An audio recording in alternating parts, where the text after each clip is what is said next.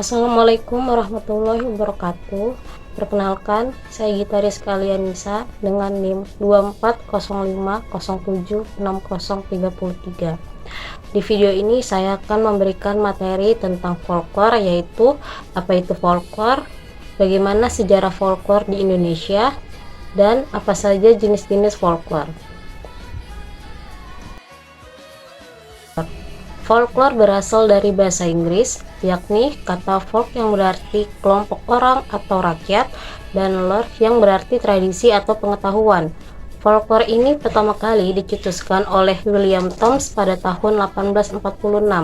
Jadi, folklore adalah sebagian kebudayaan suatu kelompok masyarakat yang diwariskan secara tradisional turun-temurun, baik melalui lisan, kebiasaan, maupun dengan alat bantu.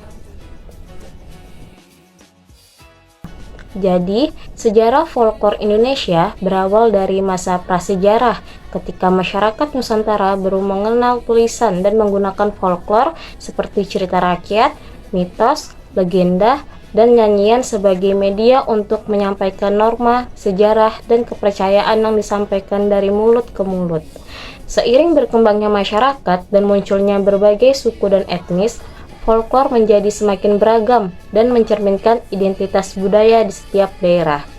Pada masa kerajaan Hindu-Buddha dan Islam, folklore mulai dipengaruhi oleh ajaran-ajaran agama, sistem pemerintahan, dan kebudayaan luar yang terlihat dari cerita kepahlawanan, hikayat, dan legenda lokalnya.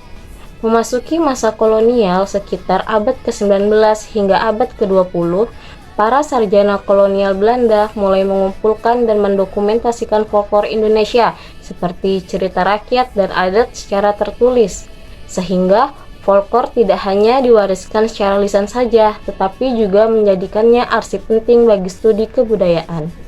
Sementara pada era modern, folklore Indonesia terus mengalami perkembangan dan pelestarian dalam bentuk fisik seperti museum, pertunjukan boneka, atau dokumentasi tulisan untuk menjaga ingatan budaya.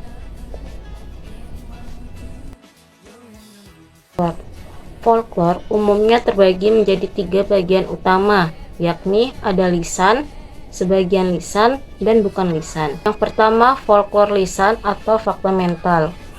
Folklore lisan adalah folklore yang bentuknya murni lisan atau dituturkan.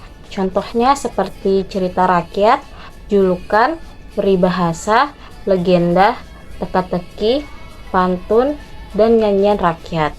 Yang kedua, folklore sebagian lisan atau fakta sosial. Folklore ini disampaikan secara lisan namun didukung juga oleh perilaku fisik atau aktivitas. Contohnya seperti kepercayaan rakyat, adat istiadat, upacara tradisional, tari, dan teater seperti tari jaran kepang, wayang, lenong, dan ketoprak.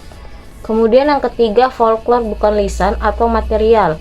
Folklore ini bentuknya fisik dan material. Contohnya seperti rumah adat, pakaian tradisional, senjata tradisional, kerajinan tangan, makanan tradisional, dan alat musik daerah. Sekian video mengenai folklore, sejarah perkembangan, dan jenis-jenisnya. Kurang lebihnya saya mohon maaf. Wassalamualaikum warahmatullahi wabarakatuh.